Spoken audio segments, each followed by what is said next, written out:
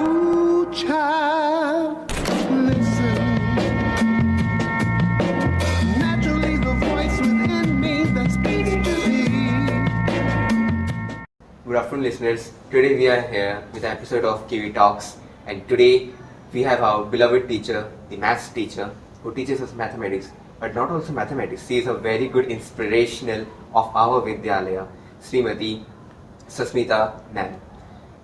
She is a problem solver, an inspirational, and a great maestro teacher. So today we are with her. So, ma'am. Yes. So, ma'am, can we know, what make you a maths teacher? Means, what thing put you to take this as a career option in teaching? Well, actually, it's a love for my subject. I from my very childhood, I was very much. It means my mind was always towards mathematics, and as well as one of my teacher, Professor Vishnu Prasanna Acharya, he was a professor in Utkal University, Bhubaneswar, and I was being inspired by him a lot. I followed his all process, and I try to in my class also to follow how he was teaching. That I follow. He's a great personality.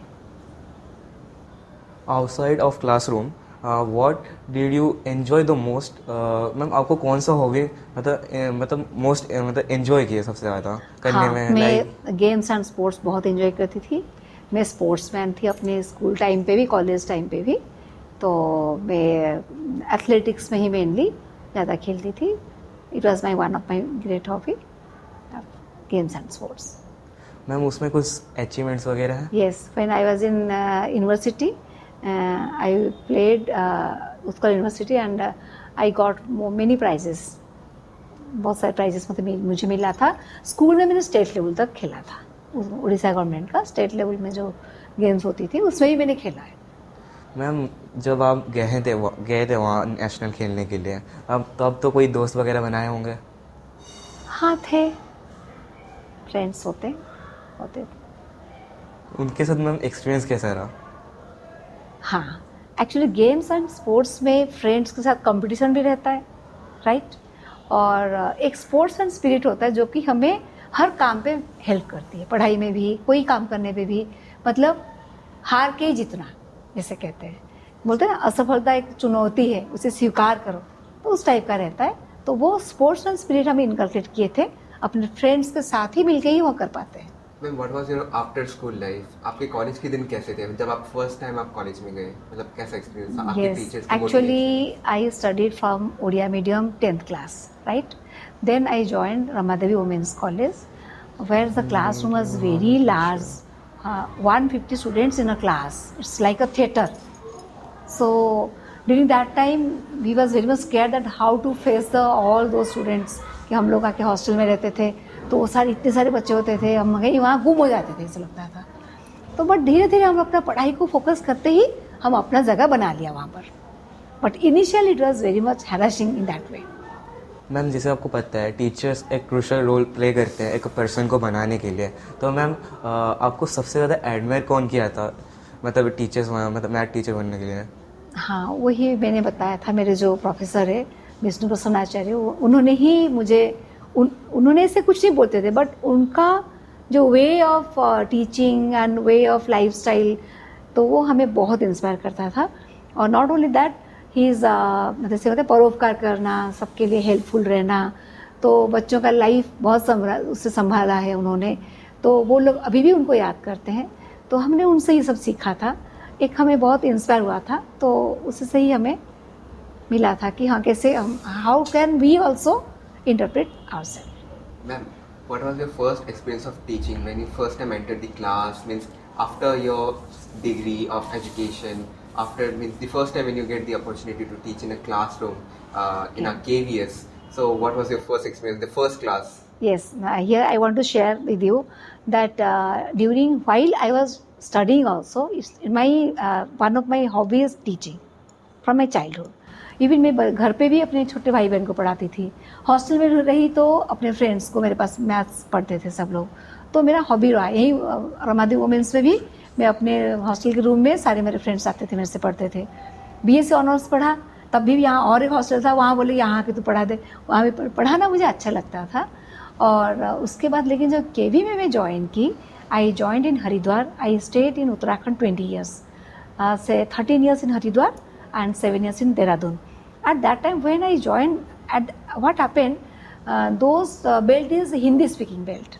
I was from Odisha, so I was not able to speak Hindi properly. टूटा फूटा बोल लेती थी, तो खाली English से बोलने से उन बच्चों को ही नहीं ऐसा लगता था, थोड़ा वो प्रॉब्लम हुई थी, बट मैंने कोप अप कर ली उसको। और I enjoyed a lot in teaching to students because I was always posted in army based schools, and it's really, I find myself privileged. It's my good luck that I got opportunity there. Really they need teachers in a proper way.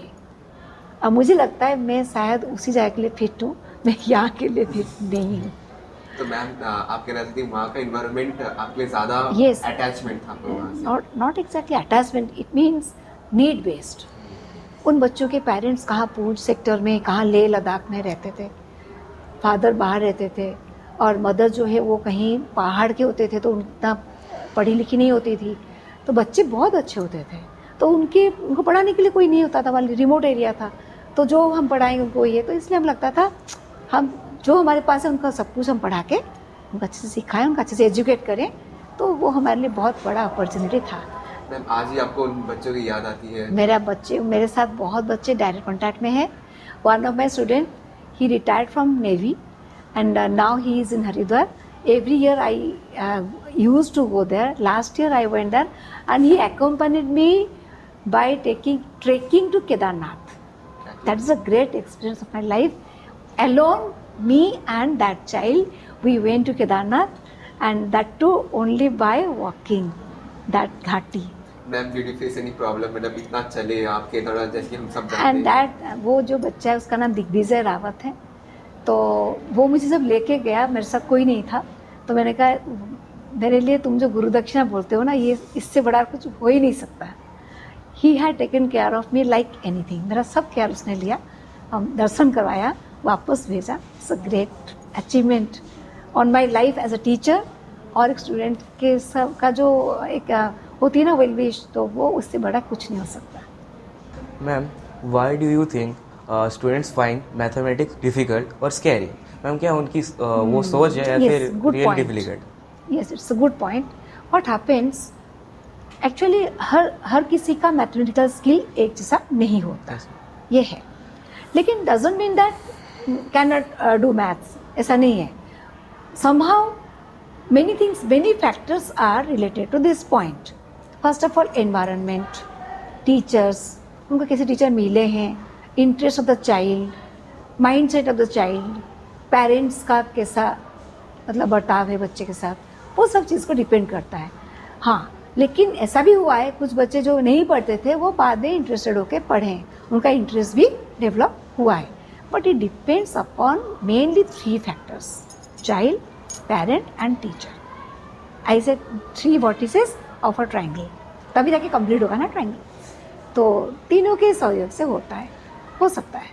Ma'am if एक बच्चे को किसी भी topic में math के related उसको difficult लगा, तो मैम उसको कैसे मदद करते हैं उसका सबसे पहले हमें उस बच्चे का रूट को जानना पड़ेगा, बच्चे का लेवल जाना पड़ेगा, ठीक है।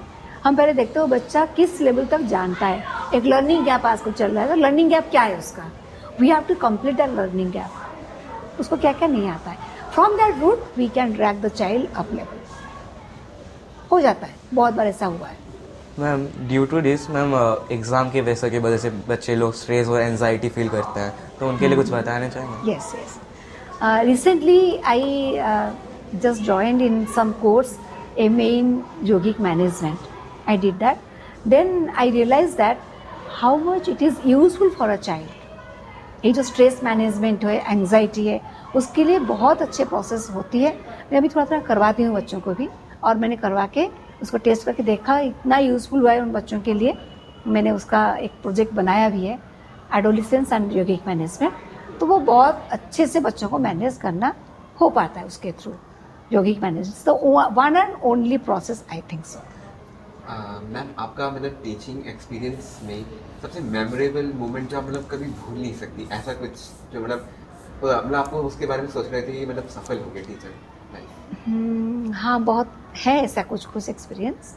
जैसे मैं जब हरिद्वार में थी, तो वही जो बच्चा, मैं दिग्विजय की बात की, क्लास 10th में था वो, प्री बोर्ड में 94 मार्क्स उसके आए थे। But the same day he was excluded from his home, घर छोड़ के भाग गया था। तो हमने कहा ऐसा क्यों, क्या कहाँ गया? तो ढूंढते ढूंढते मिला वो, बाद में पता चला कुछ था, फैमिली प्रॉब्लम था। लेकिन उसके बाद वो बच्चे अच्छे से किया। लेकिन वो जो एक्सपीरियंस हमारा रहा ना, हम उसको ढूंढे, फिर वो इतना अच्छा बचा, हम लोग सभी टीचर्स उसको ढूंढने लगे। उसको लगे घर में रखा हम लोगों ने, उसकी फैमिली में उसके फादर बहुत एग्रेसिव थे, इसलिए उसमें घर में रखा। 2 महीना हमारे पास रुका, वो रुक के वहाँ से पढ़ाई किया, उसने अच्छा रिजल्ट किया, उसके बाद अच्छे आगे उसने भी लाइफ में बहुत अच्छा किया। तो वो एक्सपीरियंस हम लोगों का बहुत अच्छा रहा। मैं और मेरे फ्रेंड्स भी साथ थे। It was very good experience. Ma'am आप क्या प्रेफर करेंगे, चॉक बोर्ड टीचिंग या फिर digital board teaching? Chalk method is always the best method, ठीक है। और डिजिटल बोर्ड में इतना इम्पैक्ट माइंड में नहीं आता जितना चॉक, कि उस पर इंटरेक्शन ज़्यादा अच्छे से हो पाता है, ठीक है। तो it depends upon the topic, not only खाली टीचिंग लर्निंग प्रोसेस से नहीं, डिपेंड करता है कि कौन सा टॉपिक हम ले रहे हैं। तो उसको क्विकली करना है तो डिजिटल में करके क्विकली कर लेंगे, या हमें थोड़ा सा एलाबोरेटली बस समझाना है तो चॉक में ज़्यादा, चॉक एंड टॉक मेथड जो ज़्यादा अच्छा होता है। मैम अभी जो आप अभी स्कूल में से केवीएस में हम लोग का डिजिटल बोर्ड इंट्रोड्यूस हुआ है, तो मैम अभी आपका उसके साथ इंटरेक्शन कैसा लग रहा है? अब अच्छा लग रहा है हमें, क्योंकि वो useful in many factors, is quite useful, like time save होता है बहुत उसमें, ठीक है। और सबसे बड़ी पॉइंट क्या है ना, हम लिख के बच्चों को सामने देख के पढ़ा पाते हैं। चौक में हम घूम जाते हैं, वो एक नेगेटिव पॉइंट वहाँ होती है। यहाँ पर हम कुछ भी किए, we can interact the child more face to face. और then and there internet connection करके भी हम कुछ उनको दिखाना चाहें वो भी दिखा सकते हैं। जैसे हम लोग मैथ्स में जियोजेब्रा में हम पढ़ाते हैं, तो वो सब हो सकता है। It's better to useful now. ठीक है ma'am, at last what message you would like to give to student कि वो जिंदगी में मैथ्स को लेके कैसे, मतलब एक इंस्पिरेशनल थॉट जो आप बच्चों को देना चाहिए, एक मूल मंत्र? एक्चुअली क्या है, देखो बच्चे सोचते हैं मैथ्स हमने क्यों लिए हैं, अच्छे मार्क्स लाएंगे, अच्छे जॉब मिलेगा इसलिए, but not that. Actually maths लेने से क्या होता है, आप मैथ्स के क्रिटिकल क्वेश्चंस, जो थोड़ा सा डिफिकल्ट क्वेश्चंस करते वक्त अपना नोइंगली और knowingly some qualities are being developed with in the child, logic, reasoning, patience, all this things, ठीक है। और दूसरा क्या होता है, उसका जो सेंस डेवलप होता है, ट्रांसफर ऑफ लर्निंग होके आपको फिजिक्स में, केमिस्ट्री में, सब में ये हेल्प करता है। लॉन्ग सिटिंग बैठना, तो वो मैथ सिखाता है। मैम कुछ बच्चे होते हैं जो एग्ज़ाम से पहले पढ़ाई करते हैं, मैम उनके लिए क्या बताना चाहेंगे?